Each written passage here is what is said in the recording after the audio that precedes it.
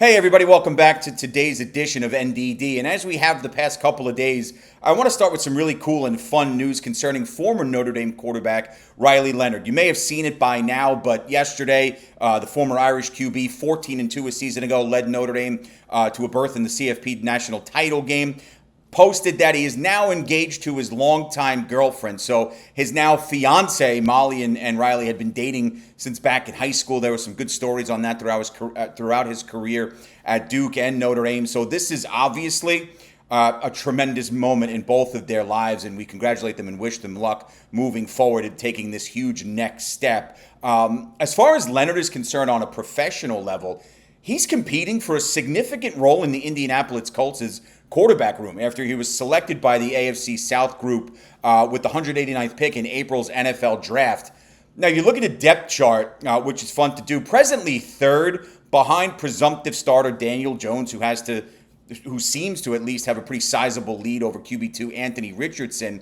But Leonard could find himself in that second quarterback spot at any point, considering, for those of you who follow the league, Richardson has had some major issues with injury since he came into the NFL in 2003. Leonard's been working with Phillip Rivers time and again. The future Hall of Famer has had a great impact and put his thumbprint on the type of quarterback he envisions Riley Leonard being and the type of quarterback he believes he can be at the next level. But for now, Leonard, who also humorously said on his IG account that he thought he actually jammed Molly's ring finger while they were throwing the football around, is actually going to get to enjoy this next chapter in his life, which will stretch far beyond in significance, meaningfulness, and importance than football, and that's spending the rest of his life with the person he loves the most in his now fiance Molly. So I thought that was a great way to start today's show, considering how much Riley Leonard means to the football community in both Duke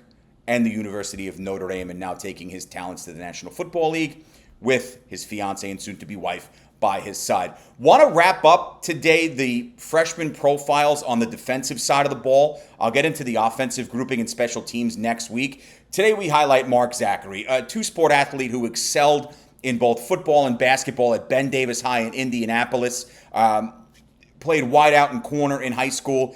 Will be a full-time corner in South Bend. 6 foot, 170-pound consensus 4-star coming out of high school. Was considered the third best player in all of Indiana, regardless of position, and a top 25 corner in all of America coming out of high school. So he had the accolades in the state and the accolades across the country, which is always a big deal. 2024 Indiana Mr. Football, Max Prep High School Player of the Year that same season, represented the 25 class in the All-American Bowl, and he led his football squad to a 2023 Indiana Class 6A football title, which is a big deal. You talk about metrics and statistics on the high school level. His senior year, these numbers are alarmingly good. Over 1,000 receiving yards, 58 catches, 12 scores.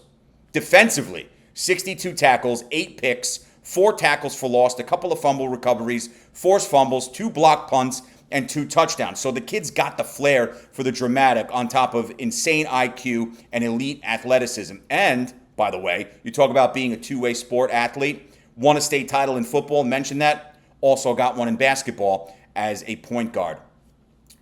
Perhaps, though, and probably even more significant, member of the National Honor Society and honor roll in college. That screams and is something that is huge, University of Notre Dame. And you talk about these big recruits that have come in this 26 class, and there's been a lot of them, highly regarded guys coming in on both sides of the football. Mark Zachary was just that as a member of what was a really, really good 2005 class. I mean, he was one of the most discussed and highly touted guys coming in in a group that already included Jadon Blair, who we talked about yesterday, Dallas Golden, Cree Thomas. So he comes to South Bend with a complete skill set, and you can see it on film. Route recognition off the charts. Instincts and visuals that were undeniably aided by his ability as both a DB and a wideout in high school. Because think about it. You see both sides of the field positions that clash very often. Wide receivers going up against DBs. DBs, cornerbacks trying to stop the wide receivers and tight ends. Zachary, as a defender, knows what he's looking for. That's going to be big time in South Bend as he contributes sooner rather than later. Incredibly sound coverage skills. Those come across on tape as well. But it was another reason why he was so coveted coming out of Ben Davis. He's great in man coverage, but the zone coverage is elite. And that's something that is going to reverberate on a Chris Ash, Marcus Freeman defense. So this was a huge get in the group for Notre Dame, and we should see it pay dividends as quickly as possible. Strong ball skills, knack for turning TOs into TDs. The fan base is going to love this kid. This season as a freshman, you're probably looking at depth in the slot behind starting boundary corner. Leonard Moore, that's where he's going to slot right in on that side of the field behind Moore, who I know we all expect to have a huge season. And while he's going to compete for reps with aforementioned four-star Dallas Golden, the ability for Notre Dame to rotate lockdown DBs absolutely gives the coaching staff comfortability as the start of this regular season nears on August 31st against Miami. Zachary's going to come in here. He's going to be impactful. There's a role here. Those usually include opportunities on special teams. But when you come in with a group in the secondary, like a 25 class, again, that included Cree Thomas, Golden, and Jadon Blair, having someone like Mark Zachary, who you could argue was the big fish of the group, and that's not a swipe at the other guys because they were all highly touted. I think it just screams and preaches to the idea of how big a get Zachary was for Notre Dame, and I really think, including myself, the fan base is going to really enjoy watching this kid. The athleticism, the IQ, the nose for the football, understanding different coverage scheme, whether it be man press or zone.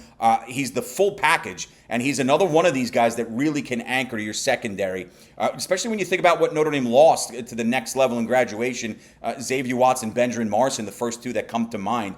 Building up your roster, yeah, the transfer portal is great, but the depth comes, and the consistency and the years after year after year success comes from high school recruiting. The Irish have done a masterclass in that the past couple of seasons, including 2025. We'll wrap today with some fan interactions, and I love the back and forth that is created. Right? I don't know. Nothing I ever predict or say comes true all the time, but I do like to think I bring a particular brand to this type of show here across Fan Arch and YouTube, and the fan base and yours truly pumped about the upcoming season, but the storylines and the conversations still resonate around this 26 recruiting class. Mingo, the poet, says, the Irish, quote, gotta keep this class together. It's sick, end quote. I agree, my friend, whether it's the bulk along the defensive front with Atiki Ola, Ebenezer Iwatani, Rodney Dunham, or on the back end with Corey Adams and Joey O'Brien, who were two guys in that defensive secondary I was doing backflips over when the Irish got commitments from. Notre Dame's feasted there. Offensively, you look at the wideouts, Kadon Finley, Dylan Faison, Braden Robinson, Bubba Frazier, Devin Fitzgerald, along with the tight ends, oh, by the way, and Preston Frizzell and Ian Premer.